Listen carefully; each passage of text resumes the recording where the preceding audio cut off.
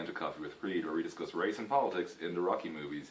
I'm Emmet Ryan, and this is David Neary, a film archivist and a critic. And today we're discussing Rocky 2, which of course naturally follows Rocky. And in Rocky 2, of course, there's a little side story to this initially.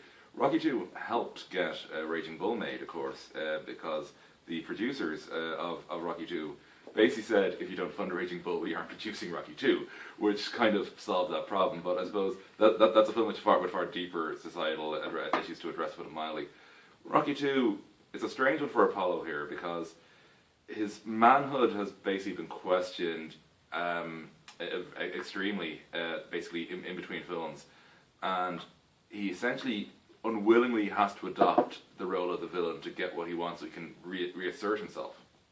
If there's one thing you learn from the Rocky movies, it's that Apollo Creed, a beloved character, is one of the most inconsistent in all of American cinema.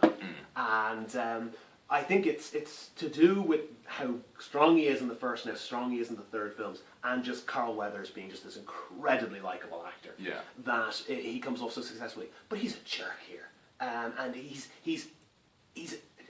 is so completely different to his first film performance, and the writing of the character, that it doesn't come off as particularly believable. Because here he is, he's won the title, but he feels like he won it by a fluke. So he's been emasculated by his victory, by his questionable victory, and demands a rematch.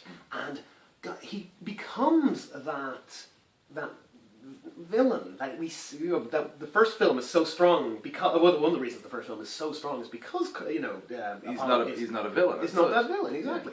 Yeah. And here he is, that kind of becoming, he has no positive traits in this film per se, and that's a real kind of a step backwards.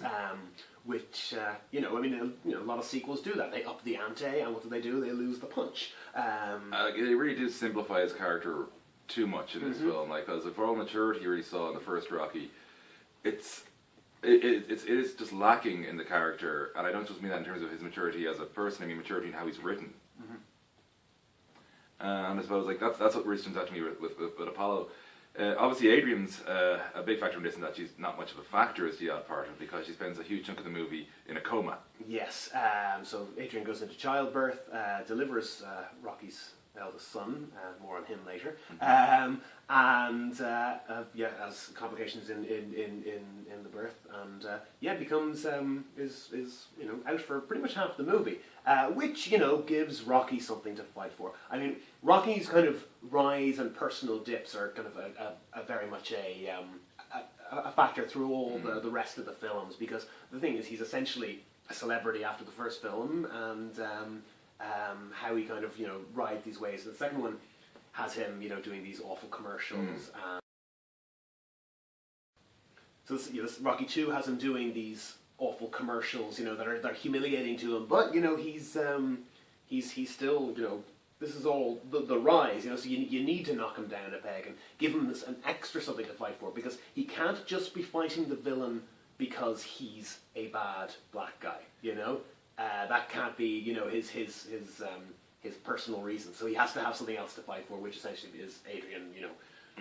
And I was the one thing I'd like to finish on with is what ends very sharply at a pretty much specific point in this film is the stereotyping of Italian Americans across the series essentially ends at the wedding scene in this film, where there's a bit of a laugh with the loan shark, and that's it. There are zero in the remainder of the series stereotypings of Italian Americans, and to be honest, that's probably for the best.